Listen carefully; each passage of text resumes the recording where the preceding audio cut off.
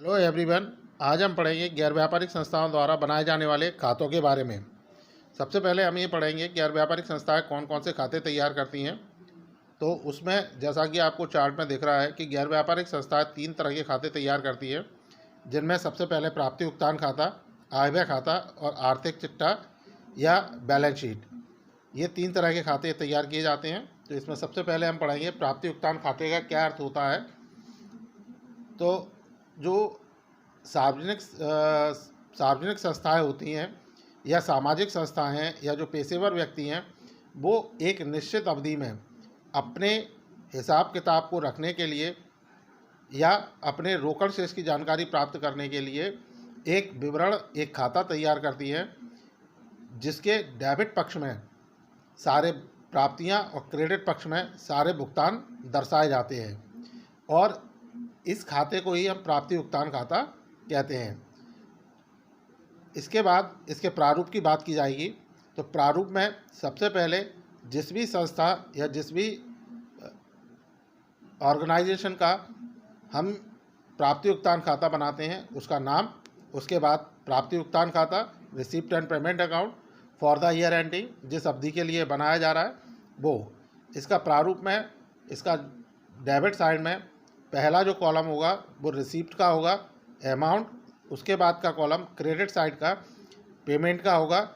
और इन receipt payment में हम सारी प्राप्तियां और सारे भुगतान को दर्शाएंगे।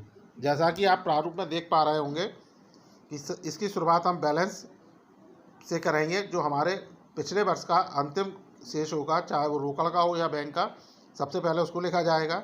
फिर फिर संस्था को प्राप्त होने वाली आय, चाहे वो प्रवेश शुल्क से हो, चंदे से हो, दान से हो, किसी संपत्ति के विक्रय से हो, विनियोगों से प्राप्त आय पर हो, सदस्यता शुल्क से हो, वसीयत से हो, या किसी भाषण से प्राप्त आय हो, या अन्य कोई आय जो संस्था को प्राप्त हो रही है, उसे हम इसमें शामिल करेंगे। इसी तरह भुगतान पक्ष में पेमेंट साइड में सारे भुगतान, चाहे वो किराए व कर के रूप में दिए जा रहे हों, चाहे वो सैलरी और बेसिस के रूप में दिए जा रहे हों, या हमने अपना आधिक्य की राशि को कहीं दूसरी संस्था में विनियोग किया हो, या हमने कोई स्थायी संपत्ति खरीदी हो, या किसी प्रकार के अन्य व्यय किए हों, वो सारे व्यय इस प्राप्ति भुगतान खाते में दर्शाए जाते हैं। और अंत में इसमें हम रिसीप्ट साइड का टोटल लगाकर उसका योग कर उसमें से पेमेंट साइड के योग को घटा देते हैं, जिसके बाद हमें अपने